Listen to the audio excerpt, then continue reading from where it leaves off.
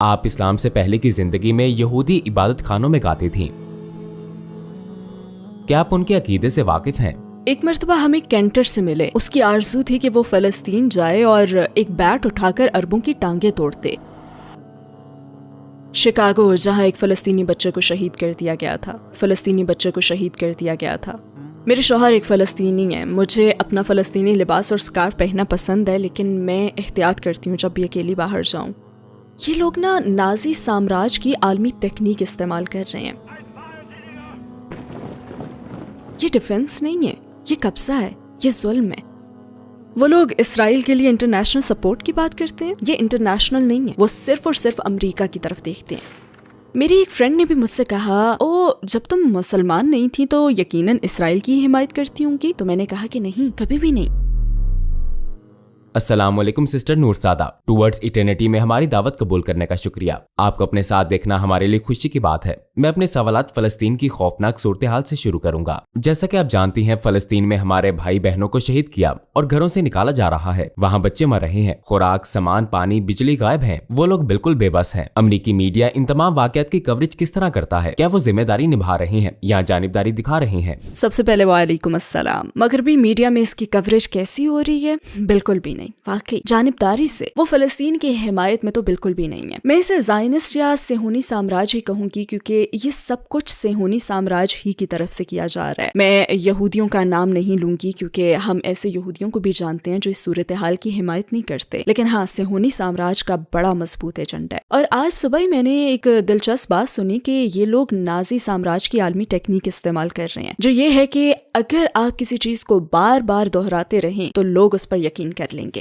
اور ان کے پاس sound bites کا بہترین سیٹ ہے. انہیں بس یہ ساؤنڈ بائٹ چلانا ہوتا ہے. اسرائیل کو اپنے ڈیفنس کا حق ہے اس زمین پر کہ جہاں بچوں کو قتل کیا گیا تھا. ظاہر ہے اس میں کسی بات کا بھی ثبوت نہیں ہوتا، لیکن اگر آپ اسے لمبا عرصہ دہراتے رہیں، خصوصاً آج کل کے لوگوں کے سامنے جو سوچنا، سمجھنا، اسٹڈی کرنا اور ریسرچ کرنا ہی نہیں چاہتے، اور ویسے بھی ہمیں دوسرے لوگوں کی بات سننے کا موقع بھی نہیں دیا جاتا کیونکہ انہیں مغربی میڈیا میں چپ کروا دیا جاتا ہے، تو پہلی بات یہی کی جاتی ہے، ظاہر ہے اسرائیل کو اپنے ڈیفنس کا حق ہے. لیکن یہ ڈیفنس تو نہیں ہے، یہ ڈیفنس نہیں ہے، یہ قبضہ ہے، یہ ظلم ہے. پتہ ہے یہ ہولوکاسٹ کیا جا رہا ہے ان لوگوں کے خلاف جو پہلے بھی سے بھگت چکے ہیں. واقعی سوچیں ذرا. لہٰذا ساؤنڈ بائٹس اپنا بے پناہ اثر رکھتے ہیں، اور چاہے ہم یہودیوں اور عیسائیوں اور اپنے پڑوسیوں اور دوستوں کے ساتھ کتنا ہی کام کر لیں، جب بھی وہ یہ ساؤنڈ بائٹ سنتے ہیں نا تو ان کے ذہن میں فوراً آئسس 9/11 آتا ہے، اور وہ موجودہ صورتحال کا موازنہ ان سے کرتے رہتے ہیں. اور وہ لوگ اس حوالے سے بہت چالاک ہیں. پورا ہی مغربی میڈیا ایک طے شدہ ایجنڈے پر کام کرتا ہے. بدقسمتی سے صحافت اب ماضی کی طرح نہیں رہی، یہ خاص منصوبے پر چلتی ہے. اور اگر آپ مختلف رپورٹرز کو سنیں تو سب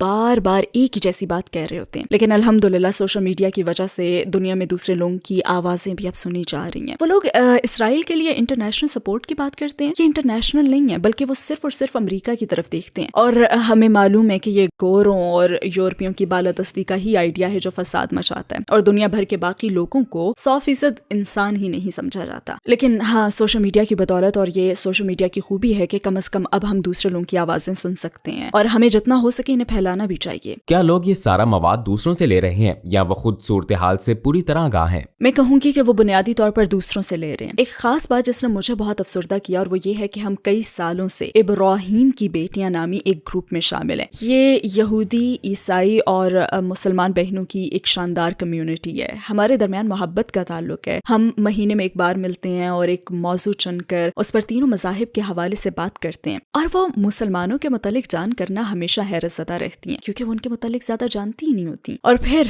اچانک سے 7 اکتوبر آیا اور وہ سب اسرائیل کی حمایت کرنے لگ گئیں کہ ہمیں مدد اور سپورٹ کرنی چاہیے. اور میں اتنی افسردہ اور تنہا رہ گئی کہ تم یہ بات ثابت یا رد کرنے کے لیے ہمیں 1 منٹ بھی دینے کے لیے تیار نہیں ہو، اور فوراً ہی ان کی باتوں پر یقین کر لیتی ہو. اور تم ہمیں جانتی ہو، ہم پہلے بھی اس موضوع پر بات کر چکے ہیں. لہٰذا یہ بہت مایوس کن بات ہے. اور آج ہی رات ہماری میٹنگ ہے، مگر میں نے کہہ دیا کہ میں نہیں آؤں گی کیونکہ مجھے بہت غصہ ہے. لیکن کچھ مسلمان بہنیں کہہ رہی ہیں کہ پلیز آپ کو آنا ہوگا. چونکہ میرے شوہر ایک فلسطینی ہے، لہٰذا میں اس رشتے سے فلسطینی ہوں. اور میری ساس، اللہ ان پر رحم کرے، اکثر کہا کرتی تھی یہ پیدائشی فلسطینی ہے، ہم سب فلسطینی ہیں. میں ان کے مقصد میں ان کے ساتھ ہوں. میری ایک فرینڈ نے بھی مجھ سے کہا، جب تم مسلمان نہیں تھیں تو یقیناً اسرائیل کی حمایت کرتی ہوں گی. تو میں نے کہا نہیں، کبھی بھی نہیں. مسلمان ہونے سے پہلے بھی میں نے صہیونی ایجنڈے کی حمایت نہیں کی، میں اسے ظلم اور ناانصافی ہی سمجھتی تھی، اور اس سامراج کے لیے امریکی حمایت کو میں کبھی نہیں سمجھ سکی۔ کیا 7 اکتوبر کے بعد آپ کو اپنی زندگی میں نفرت انگیز باتیں یا کمنٹس مل رہے ہیں؟ میں نے اپنی کسی فرینڈ سے ایسا کچھ سنا نہیں ہے، تاہم شکاگو میں خوفناک واقعہ ہوا ہے جہاں پہ ایک فلسطینی بچے کو شہید کر دیا گیا تھا۔ اس کے علاوہ الحمدللہ ایسا کوئی واقعہ نہیں ہوا اور ابھی تک کوئی شدید رد عمل بھی نہیں آیا الحمدللہ اب تک، لیکن ہمیں خبردار کیا جا رہا ہے کہ ہمیں محتاط رہنا چاہیے۔ ویسے مجھے اپنا فلسطینی لباس اور اسکارف پہننا پسند ہے، لیکن میں احتیاط کرتی ہوں کہ جب اکیلی باہر جاؤں تو یہ نہ پہنوں۔ ہاں، جب میں فنکشن یا فرینڈس کی طرف جاؤں تو انہیں پہنتی ہوں، لیکن میں فلسطینی لباس پہن کر خود کو نمایاں کر کے باہر نہیں جاتی۔ مغرب میں بہت سے لوگ اور امریکہ اور دنیا بھر کے سیلیبریٹیز اسرائیل کی حمایت میں پیغامات پوسٹ کرتے ہیں کہ اسرائیل کے حملے سیلف ڈیفenس ہے۔ کیا آپ کے خیال میں یہ معاملہ اس طرح دیکھا جا سکتا ہے؟ اگر ایمانداری سے کہوں تو نہیں، ہر ایک کو اپنے ڈیفنس کا حق ہے، فلسطینیوں کو بھی ہے، لیکن صہیونی ایجنڈے کی صورت میں یہ سیلف ڈیفنس نہیں ہے، یہ ظلم اور زیادتی ہے، اور ایسا ان کے اس ملک میں داخل ہونے کے بعد سے ہو رہا ہے۔ ایسے بہت سے قصے ہیں کہ تاریخی طور پر مسلمان دنیا کی وہ واحد قوم ہے جنہوں نے یہودیوں کی اس وقت حمایت کی اور انہیں پناہ دی جب ہر جگہ ان پر ظلم کیا جا رہا تھا۔ ہمارے کوئی منصوبے نہیں تھے، ہم نے ہولوکاسٹ نہیں کیا، ہم نے یہودیوں کو بچایا، یہ سب کو معلوم ہے۔ اور اس وقت کے سلطان، عثمانی سلطان کا ایک خط ابھی تک موجود ہے جس نے اسلامی اسپین عیسائیوں کے قبضے میں جانے اور اسپین کے اقتدار میں آنے کے بعد یہودیوں کو بلایا تھا۔ انہوں نے مظلوم یہودیوں کو عثمانی مملکت میں داخل کیا اور وہ مراکش اور آس پاس کی مسلمان کمیونٹیز میں بھی گئے، ان کا تو گرم جوشی سے استقبال ہوا اور پناہ بھی دی گئی۔ ترکوں نے فرینچ یہودیوں کو قبضے کے دوران فرانس سے نکلنے میں بھی مدد کی، اور پھر سرییوو میں اس موضوع پر ایک کتاب بھی ہے جس میں لوگوں کی جانب سے یہودیوں کو بچانے کے مزید قصے ہیں، مگر انہیں مسلمانوں نے ہمیشہ ویلکم کیا۔ انہوں نے مسلمان ملکوں میں ترقی کی، اسپین میں ترقی کی،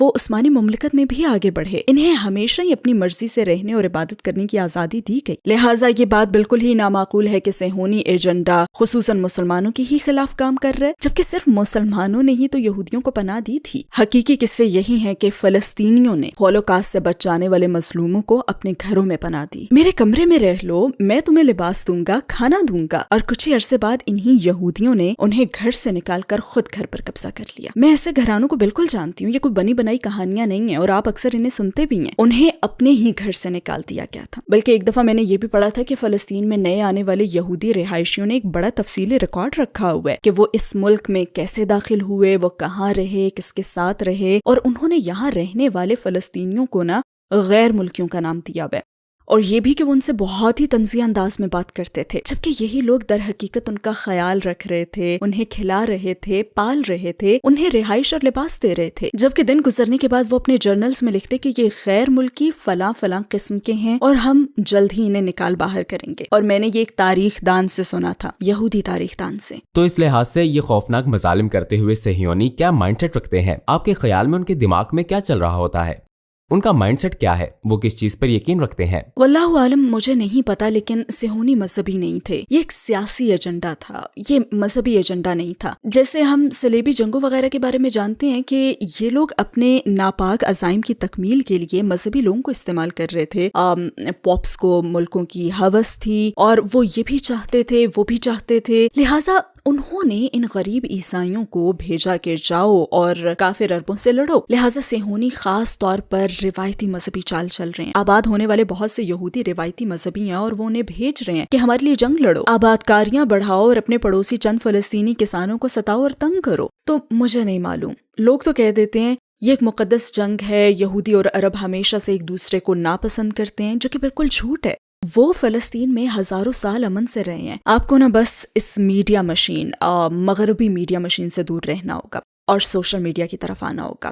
ہم خصوصاً امریکہ میں کیا دیکھتے ہیں کہ اگر کوئی شخص کسی مسلمان کو جانتا ہو جو اس کا پڑوسی، ساتھی، ملازم ہو، کمیونٹی میں رہتا ہو، تو اس کے بارے میں اس کا خیال عام مسلمانوں سے بالکل مختلف ہوتا ہے۔ تو ظاہر ہے بطور مسلمان ہمیں نرمی سے مگر بھرپور انداز میں اس بارے میں، فلسطین کے بارے میں، وہاں کی صورتحال کے بارے میں اپنی آواز اٹھانی چاہیے۔ انہیں دوسرے فریق کی بات بھی سننی ہوگی۔ اچھا، آپ اسلام سے پہلے کی زندگی میں یہودی عبادت خانوں میں گاتی تھیں، کیا آپ ان کے عقیدے سے واقف ہیں؟ ہاں، کئی مرتبہ لوگ مجھ سے پوچھتے ہیں کہ کیا آپ غیر ملکی زبانوں میں سمجھ کر گا رہی ہوتی ہیں؟ ہاں ظاہر ہے، سمجھے بغیر تو آپ الفاظ میں جذبات شامل نہیں کر سکتے نا۔ کسی بھی دوسری عبادت کی طرح وہ بھی خدا کی عبادت کرتے تھے اور کبھی کبھی تورات سے اپنے ماضی کی اور اپنے کارناموں وغیرہ کی داستانیں سناتے تھے۔ لیکن میں یہاں دو چیزوں پر بات کرنا چاہتی ہوں۔ ایک تو یہ کہ جب ان کی مقدس دنوں کی عبادات ختم ہوتی تو آخر میں وہ یہ کہتے کہ اگلا سال یروشلم میں۔ تو میں نے یہ جاننے کی کوشش کی کہ وہ کب سے ایسا کہہ رہے ہیں، کیا ابھی شروع کیا ہے اسرائیل بننے کے بعد سے یا پہلے سے؟ لہٰذا میں نے ریسرچ کی تو مجھے پتا چلا کہ انہوں نے 1500 صدی عیسوی سے یہ کہنا شروع کیا ہے، اور ان کے مطابق، در حقیقت تاریخ دانوں کے مطابق، یہ ایک تصوراتی بات تھی، یہ ایک تصوراتی جگہ کے لیے تڑپ تھی جہاں وہ ہزاروں سال پہلے رہا کرتے تھے۔ لیکن ہاں، روایتی مذہبی یہودی جو صہیونی سامراج کی حمایت نہیں کرتے نا، وہ آپ کو وہی بتائیں گے جو ہمیں قرآن سے پتا چلتا ہے۔ سورہ البقرہ میں ہے کہ انہوں نے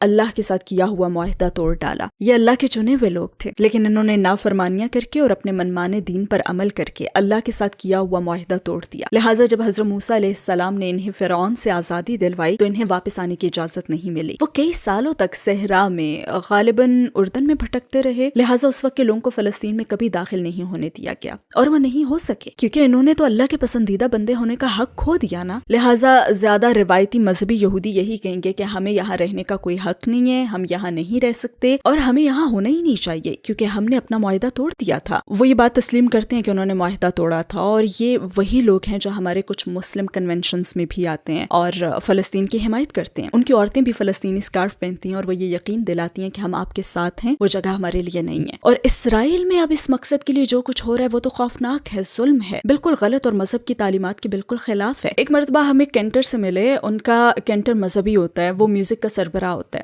ہم ان کے مقدس دنوں میں کافی میوزک سنتے تھے، بہت زیادہ میوزک۔ ایک دفعہ ہم ناشتے کے لیے گئے تو اس نے سور کا گوشت آرڈر کیا اور ہم وہاں بیٹھ کے وہ ہمیں کہانیاں سنانے لگا کہ اس کی آرزو ہے کہ وہ فلسطین جائے اور ایک بیٹ اٹھا کر نا عربوں کی ٹانگیں توڑ دے۔ یہ ایک مذہبی لیڈر تھا اور یہ اس کے اپنے الفاظ ہیں۔ بطور مسلمان مجھے فلسطین میں ظلم و ستم روکنے کے لیے کیا کرنا چاہیے؟ اپنی انفرادی حیثیت میں ہمارا کیا کردار اور ذمہ داری ہے؟ تو ہم اس کے خلاف اٹھ سکتے ہیں، ہم اپنا دفاع کرنے والے مسلمانوں کی حمایت کر سکتے ہیں، اور میرے خیال میں بطور مسلمان ہمیں حق کے لیے آواز اٹھانے والا ہونا چاہیے۔ ہمیں اپنی فیملیز، اپنے پڑوسیوں اور عام لوگوں کے سامنے اسلام کا نمائندہ بننا ہوگا، ہمیں اپنے دین کا واضح نمائندہ بننا ہوگا، ہمیں لفظی نہیں عملی مسلمان بننا ہوگا۔ یعنی صرف نماز اور روزہ کافی نہیں ہے، کیونکہ ہمارے پڑوسی ہمارا نماز روزہ نہیں بلکہ ہمارا رویہ اور طرز عمل دیکھتے ہیں۔ وہ تو ہمارے کاروباری معاملات ہی دیکھتے ہیں، وہ لوگوں کے ساتھ ہمارا رویہ دیکھتے ہیں، وہ ہماری سخاوت، ہمارا احساس اور ہماری ہمدردی اور رحم دلی دیکھتے ہیں۔ لہٰذا ہمارے اندر یہ سب چیزیں ہونی چاہیے،